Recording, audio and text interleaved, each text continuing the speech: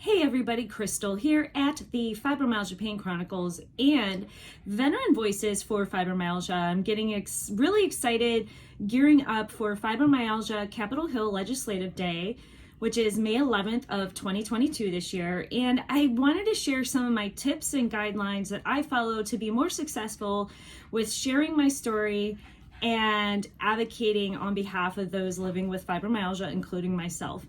Number one is, as I know this sounds like common sense, but be yourself and be authentic. You don't have to portray yourself as someone who knows everything there is to know about, medical treatments for fibromyalgia or stats or facts. The most important thing is to share your story living with fibromyalgia. And, some of us have been living with it for so long we could write a book or even a full encyclopedia set.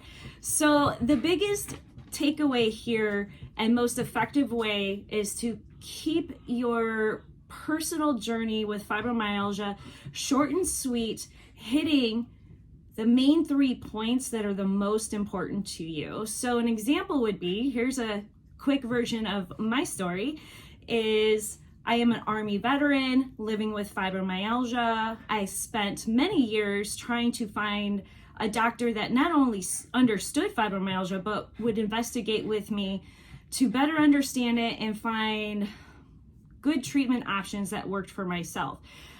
It took 14 years for me to get an official diagnosis.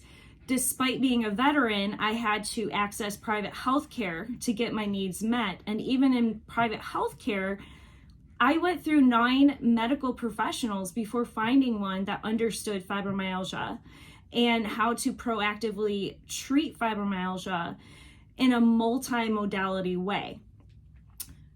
Part of the reason why it took so long is because there is not enough funding for research for fibromyalgia. Fibromyalgia is the second least funded medical condition there is. There's not enough targeted research to understand the root cause, and very little curriculum is spent on fibromyalgia in medical schools, and our tax-funded healthcare institutes' websites are out of date about information for fibromyalgia, and this is what led to a lot of systemic issues I faced living with fibromyalgia. So there's my quick story where I touch upon some of the systemic and issues and barriers living with fibromyalgia and the difficulties that I had experienced trying to obtain appropriate health care. So, at the end of the day, just be yourself. Keep your personal journey, the story you're going to share about your journey, to about 2 minutes, and make sure you hit the 3 top points that are most important to you. And finally, some people worry like, oh, what if I have brain fog? And guess what? That's okay. Actually, I'm going to say it's going to work in your favor, because if you have a brain fog moment while sharing your story or interacting with the staffers or the congressional leaders or senators, actually, it gives them real-time observation of how one of our symptoms can interfere with their daily functioning and our ability to communicate effectively.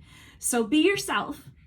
Don't worry about your symptoms if they crop up while you're meeting with your legislators, and keep your personal journey story that you want to share to 2 minutes or less, highlighting the top 3 points that are most important to you.